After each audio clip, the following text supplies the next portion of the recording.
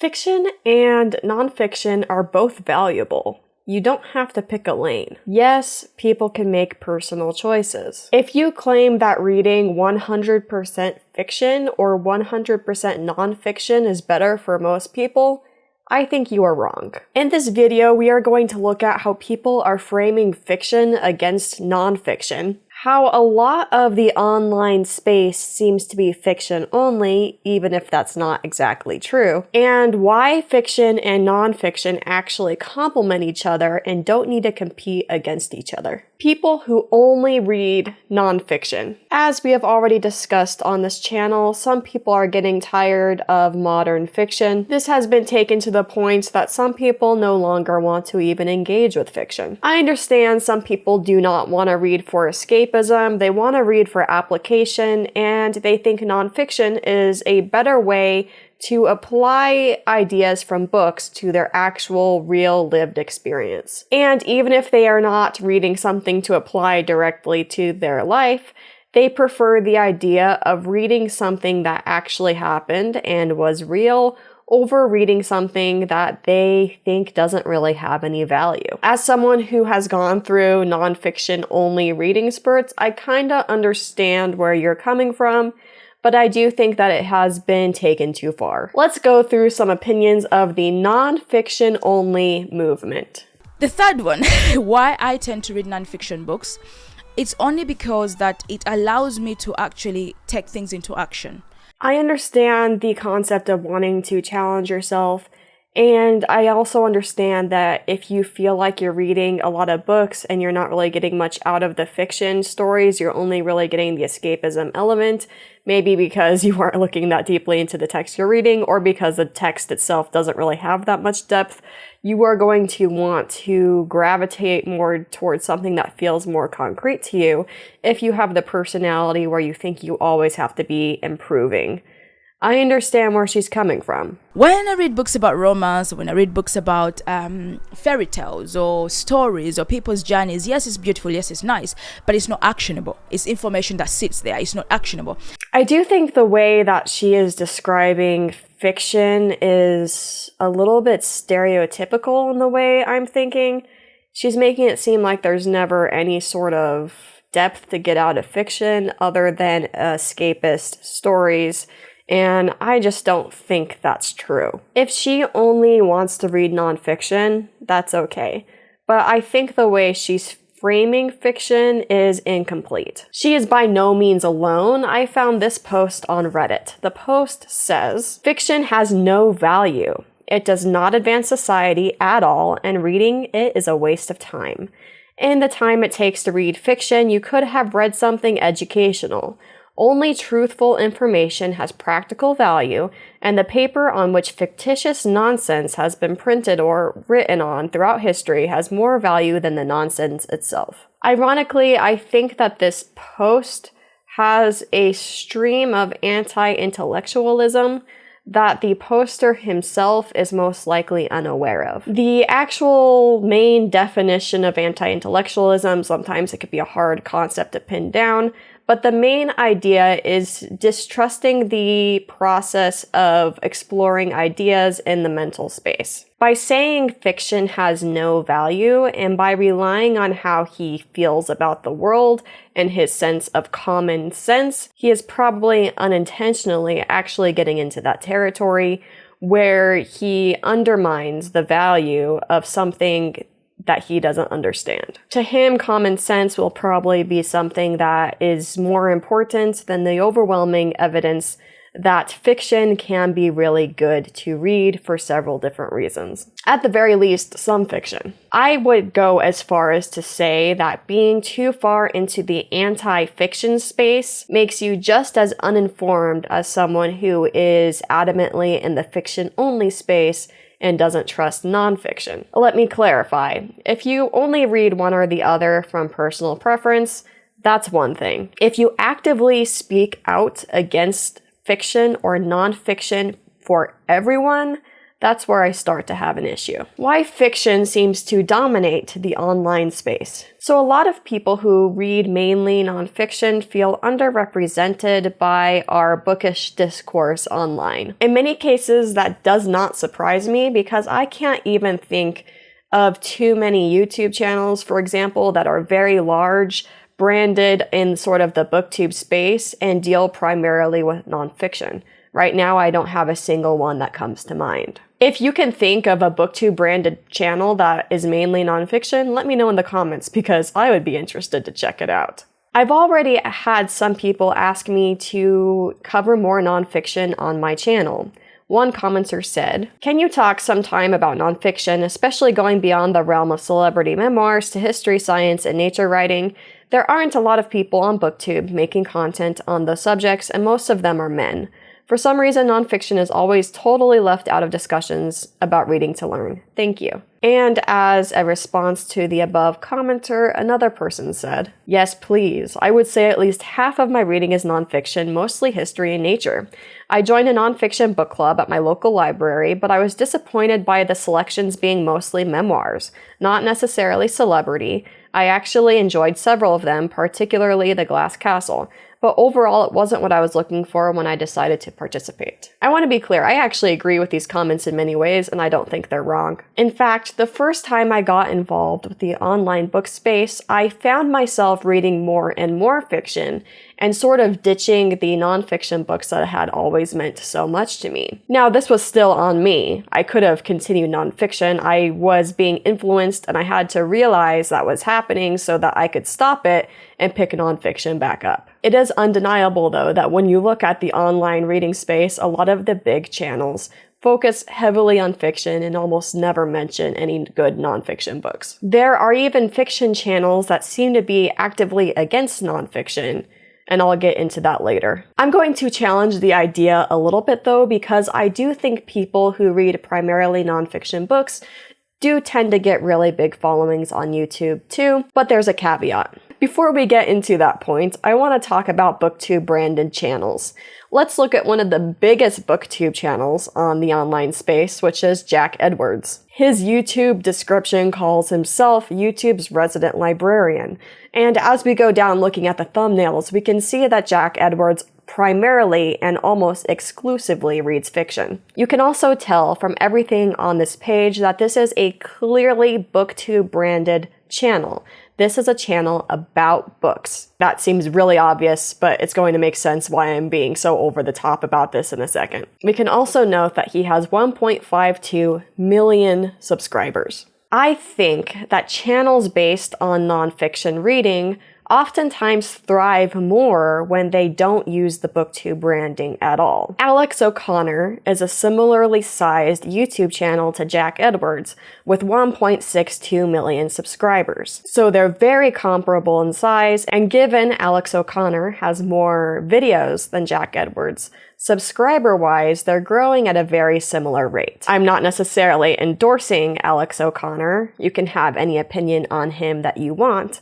Alex O'Connor is known for his very strong opinions on theology and moral philosophy. As you can tell as we look at the channel, this is definitely not a BookTube channel and definitely does not embrace BookTube branding. Regardless of this, Alex O'Connor is a voracious reader of nonfiction. He even has videos like the video named How to Read More Books and How Not to, Books You Should Read, a bookshelf tour he's done, and a video with 50 book recommendations. I would say this channel, although it has lots of different types of content, mainly opinion pieces about his opinions based off what he's read on moral philosophy, is still based on reading, and that he's had to do a lot of reading of nonfiction to become an expert in his particular field. And I would pose that a lot of channels that are science channels or history channels or anything along those lines likely have people leading them who have read a lot of nonfiction but don't brand their channels as BookTube channels. So I guess my point is I think that there's channels that reach similar sizes to Jack Edwards, if not completely blowing Jack Edwards out of the water in some cases, but they just don't brand their channels as reading channels, even though most of their ideas stem from their opinions because of nonfiction books that they've read. Let me know if you agree with that analysis. I still think that we could use channels that are nonfiction channels branded closer to BookTube, but I still think the point stands. People who only read fiction. There are people in the online reading space who don't only choose to read fiction, but almost actively make fun of reading nonfiction. There are a ton of short videos like the clip I'm going to show right now. Yeah, no, I don't really do mud. But you're a garden fairy.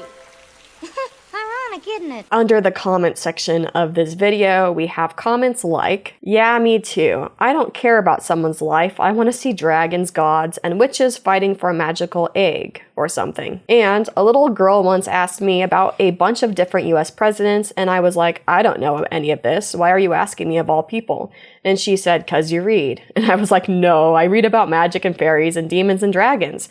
And she started to shame me and rant about how reading fiction is useless and why would you read it unless it was nonfiction. To be clear, I do think the little girl's a little misinformed there. Fiction has important purposes, but I also think it's a little weird to never want to read a nonfiction book ever. And another different, insightful comment says, "My personal opinion is that people who don't like nonfiction have never read nonfiction, because I didn't like nonfiction either. Then I read an amazing book that opened doors for me. When the writing is cool, you can read anything." Which tends to be a little bit more where I line up with this situation. Nonfiction is really broad, and I think if we toss it aside, just like sometimes nonfiction readers toss aside fiction, we're causing a similar problem. So nonfiction has a bad reputation with some people. They see it as you're not reading for fun, but you're reading to learn, and they don't want to go back to school. I think this is probably short-sighted. I don't think every nonfiction book reads like a textbook. There are narrative-based stories that almost sometimes feel like fiction books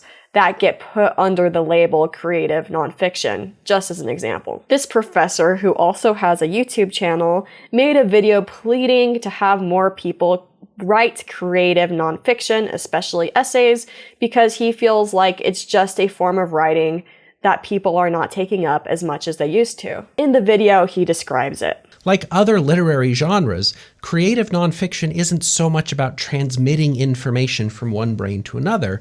It's much more invested in sharing some person's perspective on being a person. And I think that's valid. And he's getting at the idea that nonfiction isn't just always putting facts on the page, but it can even be used to show real lived experiences in a creative way. It's not all textbooks.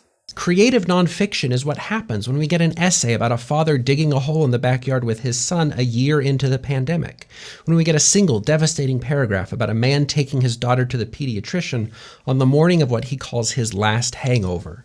I think his examples are interesting just because I don't think that what he's referring to as this creative nonfiction is what most people think of when they think of nonfiction, showing that the label applies to way more than we initially assume. And even when we're not talking about creative nonfiction that has a sort of narrative to follow, nonfiction is still valuable. I have read a lot of books on history, economics, political theory, and moral philosophy. I'll have to apologize to my commenters earlier that I haven't read too much science or nature books, but that is something I'd be willing to do more in the future. And I think my personal reading experience would be woefully incomplete without having read these books. Engaging with these ideas is part of who I am. And honestly, knowing a lot of these ideas makes my ability to read fiction books like fantasy books even more complete. Because oftentimes in science fiction or fantasy, a lot of ideas are going to be put in books that stem from real-life philosophy, real-life politics, and real-life history. I think someone can choose to read only fiction. That is a personal choice, and a lot of people have hard lives, and the fact that they're reading at all is good. Even if it's only to unwind and to escape, reading is worth having in your life. The only thing I actively dislike is going out of your way to dismiss or demean nonfiction when it's so important that we care about it and that some people interact with it. We are lucky to have it, and we are lucky to have the people who take the time to write it. Nonfiction should always be welcome in online reading discussions, and it should not be dismissed. Fiction and nonfiction complement each other.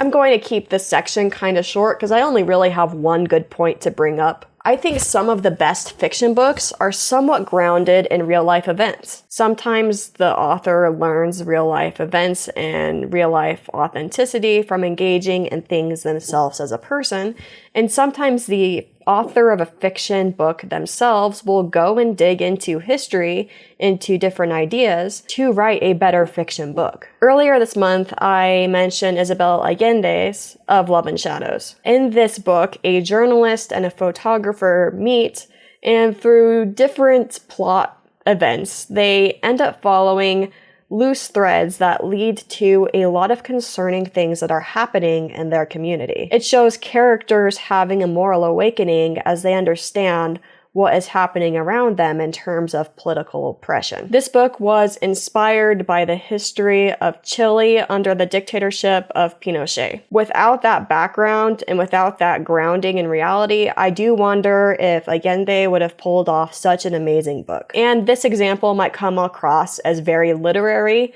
but there's plenty of examples that happen in fantasy, science fiction, and romance books that stem from the same author research as they implement their ideas into a fiction book. This book itself is a romance. And I'm not even saying that every fiction book has to ground itself in nonfiction, but in my opinion, fiction that is grounded in nonfiction can produce amazing results. I think this just underlines the fact that fiction and nonfiction don't have to compete, but they can work together. My final thoughts. So I've gone through spurts in my life where I've read mainly fiction, and I've gone through time periods where I've read mainly nonfiction. I've gone through time periods where I didn't want to read anything with a deeper message, and I just wanted to escape and enjoy fantasy worlds. And there's also been times where I've read books that I thought were going to just be 100% escapism, and ended up having a lot deeper messages than I was expecting. I am not dismissing any preference. I think everyone should read for the purpose they want to read and get out of reading what they are looking for. What really annoys me is framing fiction against nonfiction, especially when you apply your opinions to other people. This is going to come across a little strong, but people who say only nonfiction is good and fiction is a waste of space are probably not all that well read and have probably not read all that much fiction. On the flip side, people who say that nonfiction is boring and like a textbook and there's nothing they can enjoy from it probably haven't read all that much nonfiction. Each side of this imaginary debate give the other type of book a bad name for no good reason. I think we should normalize people reading both nonfiction and fiction. And you know what? I think a lot of people do read both. When we look at too many online discussions, it almost feels like you need to pick a team and pick a lane. I say that you shouldn't, and I hope through the course of your life you don't. Thank you for watching.